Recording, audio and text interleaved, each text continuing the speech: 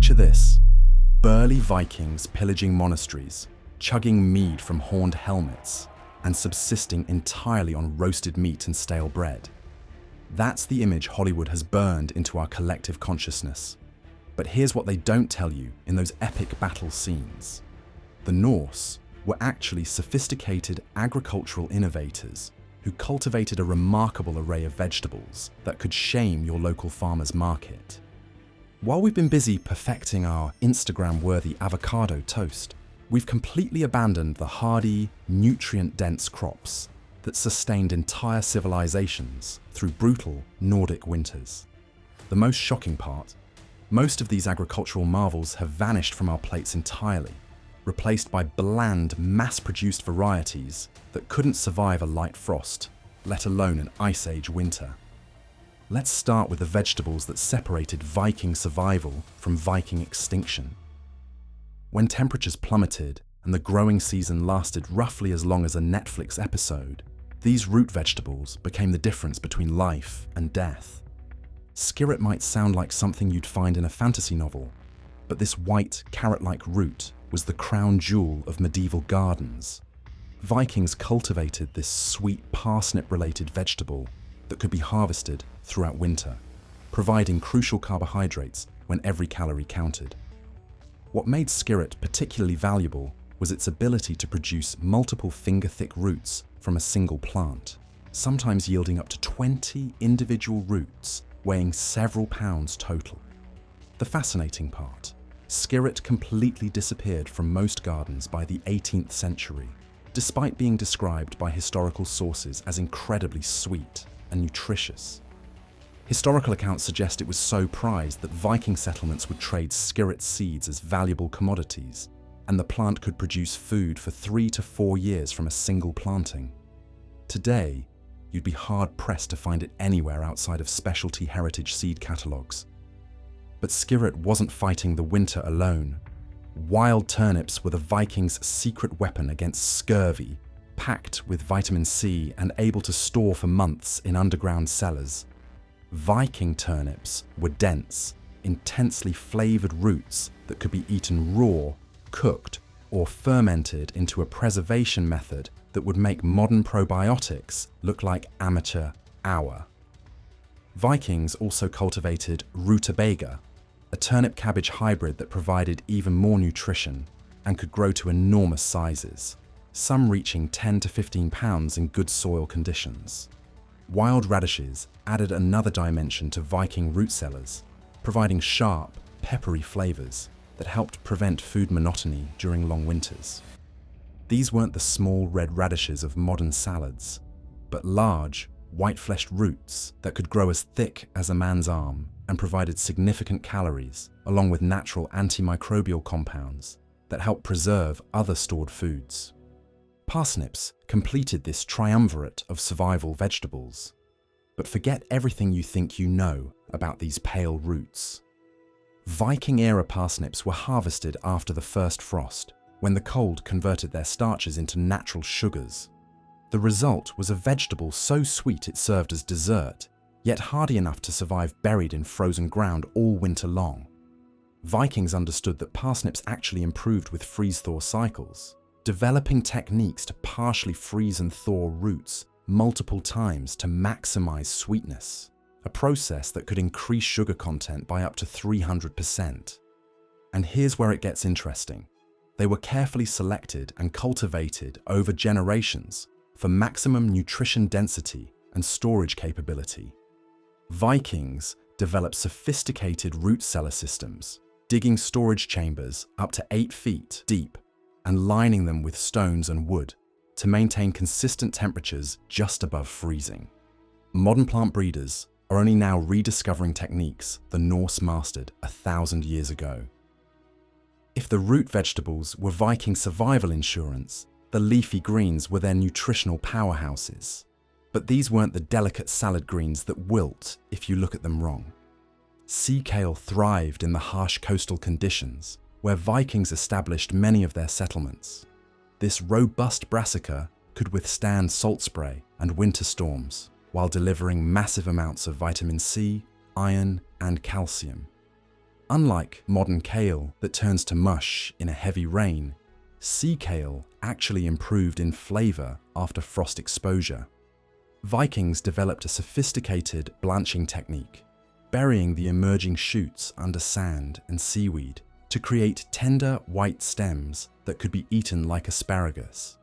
These blanched shoots contained concentrated nutrients and natural salts that helped maintain electrolyte balance during physically demanding work.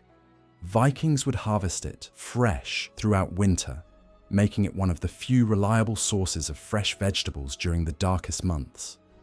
The Vikings also cultivated varieties of cabbage that would make modern coleslaw look like a nutritional joke. These dense, tightly packed heads could weigh up to 20 pounds and contained concentrated amounts of vitamins that sustained entire families through winter. Archaeological evidence shows Vikings grew both pointed and round-headed varieties, with the pointed cabbages proving more resistant to frost damage. But here's the kicker. They weren't just eating it fresh. Vikings perfected fermentation techniques that transformed cabbage into what we now recognize as the ancestor of sauerkraut, creating a probiotic powerhouse that modern gut health enthusiasts would kill for. They also cultivated red cabbage varieties, which provided anthocyanins, powerful antioxidants that helped prevent scurvy and other nutrient deficiency diseases. Wild leeks added another dimension to Viking nutrition, providing sulfur compounds that helped ward off infections and parasites. These weren't the mild onion-like leeks you find in modern supermarkets. Viking leeks were intensely flavored, almost garlic-like plants that grew wild throughout Scandinavia and could be foraged reliably even in harsh conditions. Vikings also cultivated chives, both wild and domesticated varieties, which provided similar benefits, but could be dried and stored more easily than larger alliums. Nettle might seem like an odd addition to anyone who's been stung by these plants, but Vikings recognized nettles as nutritional gold mines. Young nettle leaves contain more protein than spinach, along with iron, calcium, and vitamins A and C in concentrations that rival modern supplements. Vikings would harvest nettles wearing leather gloves, then dry them for winter soups or cook them fresh like spinach. The cooking process eliminates the sting while preserving the nutrition. But perhaps most impressive was their use of wild garlic, which grew abundantly in Viking territories and provided powerful antimicrobial compounds that helped prevent the food poisoning that claimed so many lives in medieval times. This wasn't just seasoning, it was medicine disguised as food. Wild garlic contains higher concentrations of allicin than cultivated garlic, making it significantly more effective as a natural antibiotic. The tragic irony? We've bred most of the nutrition and hardiness out of these vegetables in favor of appearance and shelf life. Modern cabbage contains roughly half the vitamin C of its ancient ancestors, and good luck finding sea kale at your local grocery store.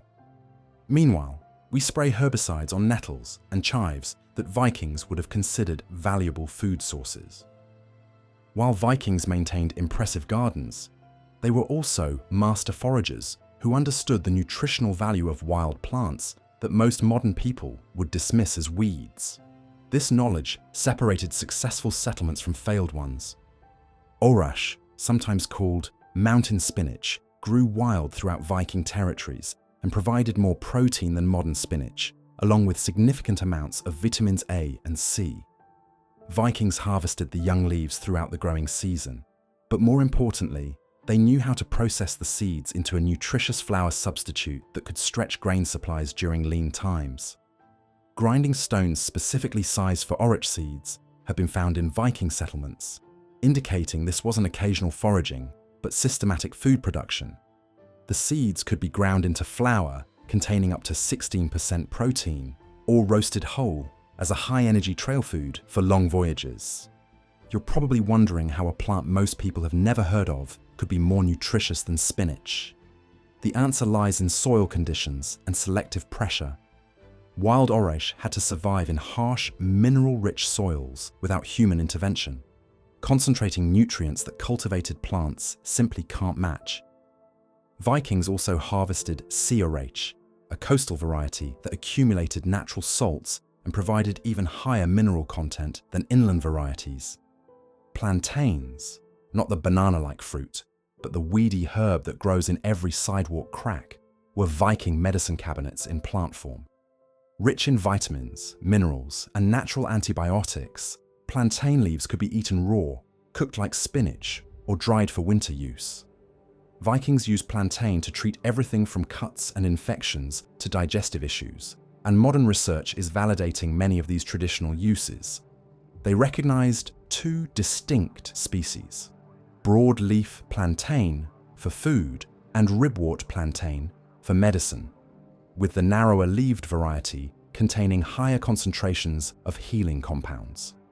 Sorrel added a crucial sour element to Viking diets, providing vitamin C in concentrations that rivaled citrus fruits. This lemony-tasting plant grew wild in meadows throughout Scandinavia and could be harvested from early spring through late fall. Vikings used sorrel leaves fresh in season and developed techniques for fermenting them into acidic preserves. The high oxalic acid content that gives sorrel its sour taste also acted as a natural food preservative. The most remarkable wild green in the Viking arsenal was lamb's quarters, a relative of quinoa that provided complete protein along with impressive amounts of calcium, iron, and vitamins. A single cup of lamb's quarters contains more nutrition than most modern salads. Vikings would harvest the leaves throughout the growing season and collect the seeds for winter protein. The seeds could be ground into flour, cooked like porridge, or fermented into alcoholic beverages during celebrations.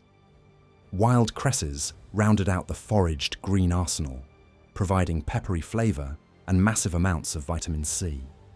These hardy plants grew in cold streams and wet areas throughout Viking territories, offering fresh greens even in early spring when most other plants were still dormant.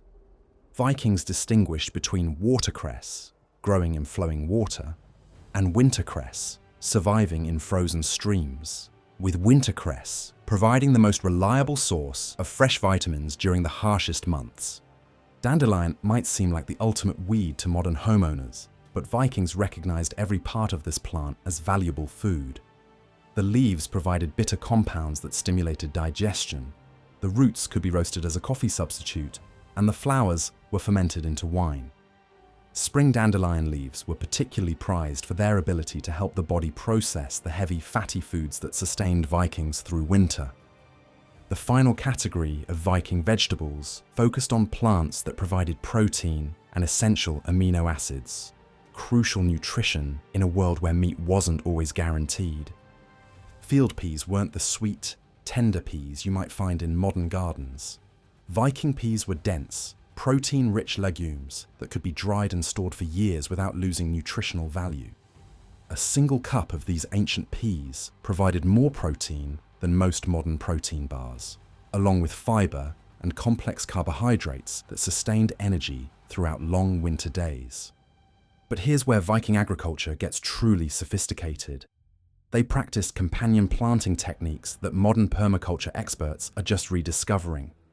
Peas were planted alongside grains to fix nitrogen in the soil, improving yields for both crops while maximizing nutritional diversity. Broad beans, or fava beans, were another protein powerhouse that Vikings cultivated extensively.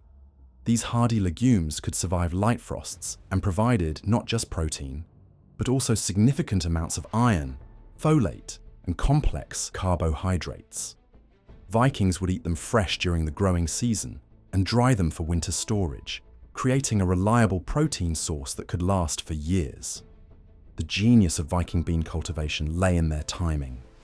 Unlike modern gardeners who plant beans when it's warm and comfortable, Vikings planted their beans to mature during the cool, wet conditions that these crops actually prefer. The result was higher yields and better nutrition than most modern bean varieties can achieve. Onions completed the protein partnership, not because they contain significant protein themselves, but because their natural antimicrobial properties helped preserve and safely store other protein sources. Viking onions were smaller and more intensely flavored than modern varieties, with concentrated sulfur compounds that provided natural preservation and significant health benefits. And here's something that would shock modern nutritionists. Vikings combined these vegetables in ways that created complete protein profiles rivaling any modern protein supplement. A meal of peas, beans, and wild greens could provide all essential amino acids while delivering vitamins and minerals that are often deficient in modern diets. They achieved this nutritional sophistication without any understanding of biochemistry or nutrition science. Just generations of careful observation and practical experience. Beyond the vegetables themselves, Vikings developed cultivation and preservation techniques that put modern food technology to shame. These weren't just crops, they were components of a comprehensive food system designed for long-term survival. Horseradish wasn't just a condiment in Viking culture, it was a preservation system. The intense antimicrobial properties of horseradish root could extend the storage life of other vegetables and meat by months. Vikings would grate horseradish into vegetable storage containers, creating natural preservative systems that prevented spoilage without chemicals. Wild carrots bear little resemblance to modern orange carrots. Viking carrots were typically white, purple, or deep red, and packed with nutrients that modern varieties lack. More importantly, Vikings knew how to select and save seeds from the most nutritious plants, gradually improving their crops over generations through techniques that modern plant breeders are only beginning to understand. The final piece of the Viking vegetable puzzle was their understanding of seasonal nutrition cycles. They didn't just grow vegetables, they orchestrated year-round nutrition systems that provided different nutrients at optimal times. Spring wild greens provided vitamin C after winter scurvy risks, summer vegetables built up energy reserves, and fall harvests focused on storage crops that would sustain them through the darkest months. But here's the part that should worry every modern gardener. Vikings achieved this nutritional sophistication using only hand tools and organic methods. No tractors, no chemical fertilizers, no pesticides, just deep understanding of soil, weather, and plant biology. Yet somehow, they produce vegetables with higher nutritional density than anything you can buy at a modern supermarket. Impressive, right? But don't be too quick to put Vikings on a nutritional pedestal. Because for all their organic farming brilliance and nutrient-dense diets, they also had a serious taste for the strange, the spoiled, and the downright questionable. That's right, Vikings had junk food too, and some of it would make modern fast food look tame. Get ready to see the darker, greasier side of the Viking table.